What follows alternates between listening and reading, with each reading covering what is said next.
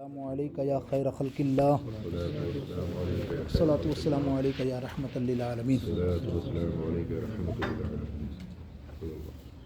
الحمد للہ رب العالمین، والصلاۃ والسلام علی رسولہ النبی الکریم، اما بعد، اعوذ باللہ من الشیطان الرجیم، بسم اللہ الرحمن الرحیم، ولا یغتب بعضکم بعضا ایحب احدکم ان یأکل لحم اخیہ میتا فکرہتموہ۔ بسم اللہ الرحمن الرحیم۔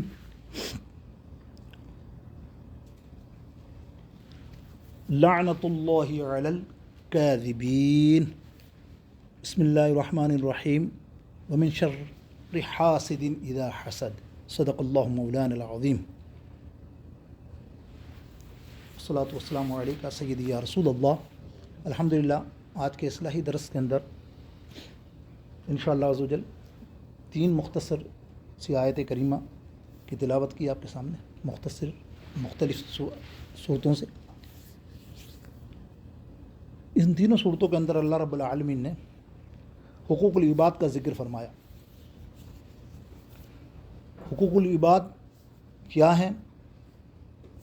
حقوق کے سلسلے میں 2 چیزیں ہیں، حقوق اللہ اور حقوق العباد۔ محدثین مفسرین فرماتے ہیں کہ حقوق اللہ، اللہ کے حق، اللہ کے حقوق اگر ہم ادا نہ بھی کریں تو امید رکھیں اللہ تعالیٰ اپنے حق معاف فرما سکتا ہے، جو اس کے ثوابدید پر ہے۔ مالک کریم میں معاف بھی کر سکتا ہے ہماری دوسرے معاملات ہیں، نماز روزوں میں کوئی کوتاہی، دوسرے معاملات میں وہ معاف کر سکتا ہے، ایسا نہیں کہ 100% کوئی کہے۔ واللہ رب العالمین رحیم ہے، غفور رحیم ہے۔ لیکن دوسری جو شکل ہے حقوق العباد، وہ معاف نہیں ہوں گے۔ یاد رکھیے آپ، وہ کیوں معاف نہیں ہوں گے؟ کہ جب تک کہ جس کی حق تلفی کی تم نے وہ تمہیں معاف نہ کر دے، تب تک تمہارا معلق رہے گا سارا معاملہ قیامت تک۔ ایک چھوٹی سی مثال، اس سے آپ کو سمجھ میں آئے گی بات کہ کس قدر گہری بات ہے۔ یہ ہمارے سمجھ والی بات نہیں جو میں بیان کر رہا ہوں، ہم اس سے بہت دور ہیں۔ ہم تو لوگوں کے مال ہڑپ کر کے بھی سمجھتے ہیں کہ یہ تو ہمارا ہی حق تھا، تو پتہ چلے گا۔ حضرت امام 3-4 اماموں کے بارے میں یہ آتا ہے، لیکن مالک بن دینار رحمۃ اللہ تعالیٰ علیہ، اللہ کے ولی گزرے ہیں بہت بڑے۔ یہ ولیوں کے اوصاف ہوتے ہیں نا، ان کی زندگی کے معاملات، اسی سے ہم سیکھا کرتے ہیں۔ بڑے بڑے اولیاء کرام یہی ہمارے لیے اسلاف ہیں، بزرگ ہیں ہمارے، جو انہوں نے عمل کی ہے۔ اللہ اکبر۔ وہ ایک دن دریا سے آ رہے تھے کشتی پر بیٹھ کر، کنارے پر جیسے اترنے لگے تو ایک کشتی سوار جا رہا تھا سفر میں، اس نے مڑ کر کہا السلام علیکم ورحمۃ اللہ۔ وہ مالک دینار اتر رہے تھے، ظاہر وہ مرحلہ ایسا ہوتا ہے کہ آدمی توجہ، آواز تو آ گئی، توجہ نہیں دی، آرام سے اترے کہ میں آج اس کو جواب دیتا ہوں، کہ میں زمین پر اتر کے آرام سے کنارے پہ پہنچ کے جب اس نے دیکھا تو وہ تو کشتی آدھے رستے پہ جا چکی تھی۔ اللہ اکبر، فوراً کشتی والے کو روکا، مجھے دوبارہ لے جا، بھلے کتنی قیمت لگے تیری۔ بولا ابھی تو آپ آئے ہیں۔ بولا نہیں چل اس کے پیچھے۔ اس کے پیچھے گئے، آدھے رستے میں پہنچے، کافی لمبا سفر ہوا۔ ظاہر ہے وہ کشتی وہ تو نہیں ہے کہ اسپیڈ کا معاملہ۔ پہنچ کر کہتے ہیں بھائی وعلیکم السلام ورحمۃ اللہ وبرکاتہ۔ اس نے کہا میں نے آپ کو سلام تو وہاں کرا تھا، اور آپ اتنی دور تکلیف سفر کر کے آپ یہاں کے جواب دینے آئے؟ بولے یہ سفر تو کچھ نہیں ہے، تو اگر دوسرے شہر میں بھی جاتا تو بھی میں تیرے کو سلام کا جواب دینے آتا، اس لیے کہ یہ میرا حق، تیرے پہ حق تھا میرا جواب دینا۔ اگر یہ حق تلفی ہوتی، کل قیامت میں تو کہتا میں نے ان کو سلام کیا تھا، انہوں نے جواب نہیں دیا، میری نیکی سے تیری پکڑ ہو جاتی، تیرا معاملہ ہو جاتا صحیح اور میری پکڑ ہو جاتی۔ اندازہ کیا آپ نے؟ تو اس سے بہتر یہ ہے کہ آج میں تیرا حق ادا کر دوں جو رہ گیا۔ حالانکہ کیا سی بات ہے یار، دیکھو ہم لوگ تو دور سے نہیں سوچ سکتے نا، اس بات دور تک نہیں جا سکتے ہم۔ سلام علیکم کا معاملہ کیا ہے؟ تو آج الحمدللہ دیکھتے ہیں، تھوڑا مختصری وقت میں نے بولا اور مختصری وقت لوں گا، ورنہ وہ آگے ذکر چلتا رہتا ہے، باتوں باتوں میں نکل دی بات۔ آج 3 چیزیں جو قرآن پاک سے میں نے آپ کے سامنے بیان کی، اس کا پہلی جو خطرناک ترین 3 برائی ہیں، اور یہ ایسی برائی ہیں کہ آپ پوری رمضان کریں نیکی ہیں، آپ سوچ رہے ہیں سبحان اللہ، روزے رکعت اور یہ کام کر لیں تینوں میں سے ایک، تو آپ کی نیکی جو ہوتی ہے نا وہ 0 ہو جاتی ہے۔ اللہ نیکی کو جلا دیتا ہے تمہاری۔ یہ نیکی کو جلانے والی گناہ ہے، باطنی گناہ۔ کیا ہے؟ غیبت کی برائی۔ اللہ کیا فرما رہا ہے؟ وَلَا يَكْتُبْ بَعْضُكُمْ بَعْضًا أَيُحِبُّ أَحَدُكُمْ أَن يَأْكُلَ لَحْمَ أَخِيهِ مَيْتًا۔ اللہ فرماتا ہے ایک دوسرے کی غیبت نہ کرو. کیا تم میں کوئی اپنے مردہ بھائی کا گوشت کھانا پسند کرتا ہے؟ یہ قرآن کا ارشاد. میرے آقا علیہ الصلوۃ والسلام یہ آج کے جو جتنے ہم نے حوال کیے ہیں مکاشفۃ القلوب امام غزالی اور احیاء العلوم سے، آپ کی دونوں کتابوں سے، اور نزہۃ المجالس امام علامہ عبد الرحمن صفوری رحمۃ اللہ تعالیٰ علیہ، یہ بڑے زبردست قسم کی کتابیں انہوں نے لکھی ہیں. اگر اپنے پڑھنے کا شوق رکھو تو ضرور رکھو. اللہ تعالیٰ برائیوں سے محفوظ رکھے گا. پڑھیں گے آپ تو ان باتوں کو اپنے اندر جذب کریں گے. تو حضور علیہ الصلوۃ والسلام نے فرمایا اپنے آپ کو غیبت سے بچاؤ، کیونکہ غیبت زنا سے بھی زیادہ بدتر ہے. کیونکہ زنا اور زانی، یعنی زانی جو ہوتا ہے زنا کر کے توبہ کر لیتا ہے. یاد آ جاتا ہے نا، بچپن میں بھی کبھی نے کیا ہو، جوانی میں آپ نے کیا ہو، تو بڑھاپے میں آپ نیک بھی ہو گئے، مسجد میں آ گئے، تو آپ کو وہ تو نہیں چھوڑے گی نا، وہ تو آپ کو قیامت تک یاد رہے گا یار یہ برا عمل ہو گیا. آپ توبہ کرتے نہیں ہیں، کبھی نہ بھی تو کر ہی لیں گے نا، اسٹارٹ میں نہیں تو اینڈ میں بھی، مرنے سے پہلے بھی ہو ہی جائے گی کبھی نہ کبھی معاملہ. لیکن سرکار علیہ الصلوۃ والسلام فرماتے ہیں کہ زانی زنا کے بعد توبہ کرتا ہے تو اللہ تعالیٰ اس کی توبہ کو قبول فرما لیتا ہے، مگر چغلی اور غیبت کا گناہ اس وقت تک معاف نہیں ہوگا جب تک جس کی غیبت کی جائے وہ معاف نہ کرے. ڈھونڈو بھائی، اب تو کہاں کہاں ہم نے غیبت کی. اور بڑی خطرناک حادثہ ہے، میں تو پڑھ کے چونک گیا تھا کہ کبھی ہم باتوں میں کر دیتے نا، ارے میمن لوگ ایسے، ارے حیدرآبادی لوگ ایسے، گجراتی لوگ ایسے. وہ جو میں نے پورا پڑھا نا، اس میں ایک قبیلے کا ذکر تھا، تو کسی نے حدیث میں آتا تھا کہ اس نے قبیلے کی برائی کی تھی، تو نبی علیہ السلام فرمایا تو نے ایک آدمی کی نہیں کی، اب تو پورے قبیلے سے معافی مانگ فردن. اللہ ہم دیکھو ہمارے یہاں تو عام ہے نہیں معاملات. اللہ رحم فرمائے، ہمیں کس قدر اصلاح کرنی چاہیے. دیکھیں آپ نے ہماری نیکی پھر کیا ہے. تو کیا فرمایا کہ جب تک غیبت کرنے والا معاف نہ کرے. اب غیبت ہے کیا؟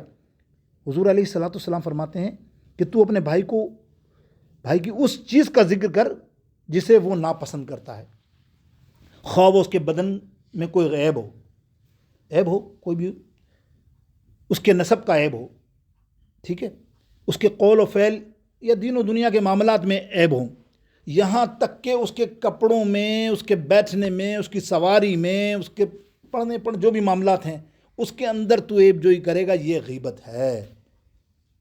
ہمارے ہاں تو یہ عام ہے، تھوڑا سا لنگڑا کے چلتے ہیں، لنگڑا آ رہا ہے یار کیسے. اللہ معاشرہ ہمارا کیسا، تو اسلام سے کتنا دور ہمیں کر دیا گیا ہے.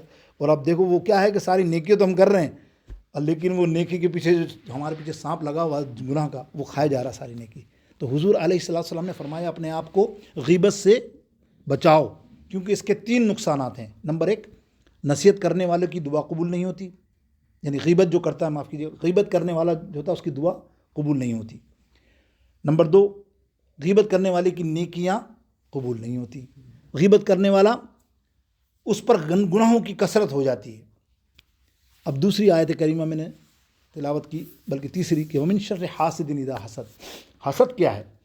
حسد کی برائی اللہ تعالیٰ نے فرمایا حسد والوں کے شر سے جب وہ مجھ سے جلے پناہ مانگتا ہوں. یہ قرآن کا پارہ نمبر 30 کا میں نے ترجمہ آخری آیات کا پیش کیا ہے. حسد یہ کہ کسی مسلمان کو برائی چاہنا، یعنی کسی مسلمان کی نعمت کو جس میں اس کی بہتری ہو، اس کے متعلق یہ چاہنا کہ اس کے پاس سے جاتی رہے، چلی جائے، اس کے بعد کیوں ملی، اس کو گاڑی کیوں ملی، اس کو فلاں کیوں ملی، اس کو فلاں. لیکن نیکیوں میں حسد کر سکتے ہیں آپ.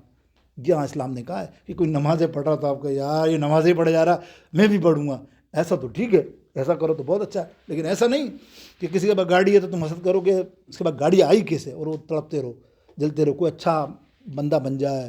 اور یہ کیا بڑی اچھی بات لکھی ہے، حضور صلی اللہ علیہ وسلم فرماتے ہیں کہ اپنے آپ کو حسد سے بچاؤ، کیونکہ حسد نیکیوں کو ایسے کھا جاتا ہے جیسے آگ لکڑی کو کھا جاتی ہے. مکاشف القلوب صفحہ نمبر 428 428. حضور علیہ السلام نے فرمایا کہ 6 گروہ حساب سے 1 سال پہلے دوزخ میں جائیں گے، حساب و کتاب سے 1 سال پہلے جائیں گے. نمبر 1، حکام ظلم کی وجہ سے، اہل عرب تعصبات کی وجہ سے، دہقانی تکبر کی وجہ سے، سوداگر خیانت کی وجہ سے، گنوار نادانی کی وجہ سے، علماء حسد کی وجہ سے. کوئی بچا نہیں ہے. دیکھیں آپ، اللہ اکبر. آخر کے اندر انشاءاللہ یہ مواعظ رضویہ میں اندر بھی یہ بات موجود ہے، اور احیاء العلوم میں بھی. اب آخری میں اللہ تعالیٰ ارشاد فرماتا ہے لعنت اللہ علی الکاذبین. کیا خطرناک گناہ ہے، اللہ اکبر. یعنی کسی چیز پر اللہ نے لعنت نہیں کی پورے قرآن میں. سود خور کو لعنت نہیں دی, زنا خور کو لعنت نہیں دی, کسی کو لعنت دی تو جھوٹے کو لعنت دی اللہ نے. لعنت بہت بری چیز ہے, بہت بری چیز, دینی نہیں چاہیے, لیکن کافر کو بھی نہیں دینی چاہیے جب تک وہ زندہ ہے. میرے رسول اللہ صلی اللہ علیہ وسلم فرماتے ہیں کہ تم کافر کو بھی مت دو, اس لیے کہ اگر وہ مسلمان ہو گیا پھر ابو جہل کو دے سکتے ہو, مر گیا ابو جہل پہ لعنت, ٹھیک مر گیا نا جو, پھر تو جو بے ایمان مرا اس پہ تو ہم لعنت کر سکتے ہیں, لیکن زندگی میں اتنا سخت جملہ ہے یہ. تو اللہ تعالیٰ فرماتا جھوٹوں پر اللہ تعالیٰ کی لعنت ہے. یہ پارہ نمبر 3 کے اندر یہ آیت کریمہ. گویا انسان یعنی جھوٹا انسان اپنے رب تعالیٰ کی وسیع رحمت سے محروم ہے. میرے نبی علیہ الصلوۃ والسلام فرماتے ہیں الصدق ینحی والکذب یہلک, سچائی میں نجات ہے اور جھوٹ میں ہلاکت.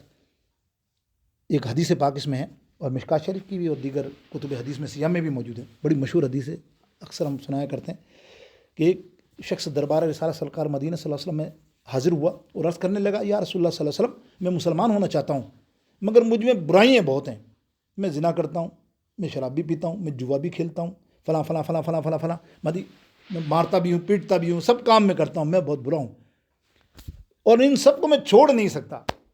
اگر میں مسلمان بناتے ہیں تو ایک بات آپ سے کہوں کہ کوئی ایک بات مجھے بتا دیں, وہ اس پہ عمل کروں گا, باقی یہ تو میں کرتا رہوں گا. نبی علیہ السلام مسکرائے, فرمایا ٹھیک ہے چل, آج کے بعد جھوٹ بولنا چھوڑ دے, باقی تو کر جو کر رہا ہے. ٹھیک ہے, وہ چلا گیا, جھوٹ کو چھوڑ دے. چنانچہ اس نے وعدہ بھی کر لیا نبی علیہ السلام سے کہ میں جھوٹ کو چھوڑ دوں گا, اور وعدہ کرنے کے بعد وہ شخص اپنے گھر چلا گیا. چونکہ اس کے زنا کی عادت تو پختہ تھی, چوری کی عادت پختہ تھی, جوا کھیلنے کی عادت پختہ تھی, سارے معاملات تھے نا. جب اس نے زنا کا ارادہ کیا تو سوچا اگر صبح دربار رسالت میں پہنچوں گا تو پوچھیں گے کیا کیا تھا رات کو, تو میں کہوں گا زنا تو والا اچھا نہیں لگتا یار, یہ تو جھوٹ تو بولنے کا منع کیا, میں جھوٹ بول دوں, گولی دے دوں, یہ کر دوں, تو نہیں یار چھوڑو, آج زنا نہیں کرتے, چلو آج جوا کھیلتے. جوا کھیلنے کا تو بولے یہ بھی پوچھ سکتے ہیں صبح, ٹھیک ہے نا, یہ بھی پوچھ سکتے ہیں مجھ سے کہ تم نے کیا کرا, تو میں جھوٹ تو نہیں کہہ سکتا. اللہ اکبر. پھر اس طرح برے کام کرتے کرتے وہ سوچتا گیا, صبح چلا گیا سرکار علیہ السلام, یا رسول اللہ یہ کیا بتا دیا آپ نے. بولے کیا ہوا, بولا آپ نے ایسی بات بتا دی کہ ساری برائی مجھ سے ساری ختم ہو گئی. اب جو برائی کرنے جاتا ہوں یہ آ جاتا ہے کہ آپ جھوٹ تو نہیں بولنا. اللہ اکبر. اس کے بعد انہوں نے توبہ کی, اور جو بھی الحمدللہ دیکھیں اللہ رب العالمین جل شانہ. میرے دوستو بزرگوں, اس سے یہ پتہ چلا کہ اللہ تعالیٰ ہم سب کو حقوق اللہ اور حقوق العباد کی خاص توفیق نصیب فرمائے. اللہ تعالیٰ خاص کر کے حقوق اللہ کے معاملے میں ہم کو سب کو احتیاط برتنے کی توفیق عطا فرمائے. وآخر دعوانا الحمدللہ رب العالمین. اللہم صلی علی سیدنا و مولانا محمد وعلی آلہ وصحابہ وبارک وسلم وصلوا علیہ صلاۃ و سلام علیک یا سیدی یا رسول اللہ وعلی آلہ وصحابہ یا حبیب اللہ. یا رب العزت یا رب العزت, اپنے حبیب کے صدقے رمضان المبارک کی ان راتوں میں یا اللہ جو ہم عبادت کر رہے ہیں یا اللہ اس کو قبول فرما, ہماری نیکیوں کو قبول فرما. رمضان المبارک کی رحمتیں نازل فرما ہم پر. اے اللہ آخری عشرے میں ہمیں جہنم کی آگ سے بچا.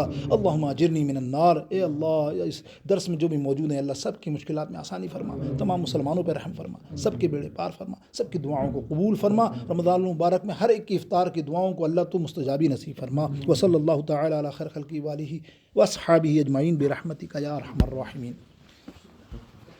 بسم اللہ الرحمن الرحیم. استغفر اللہ استغفر اللہ. السلام علیکہ یا خیر خلق اللہ.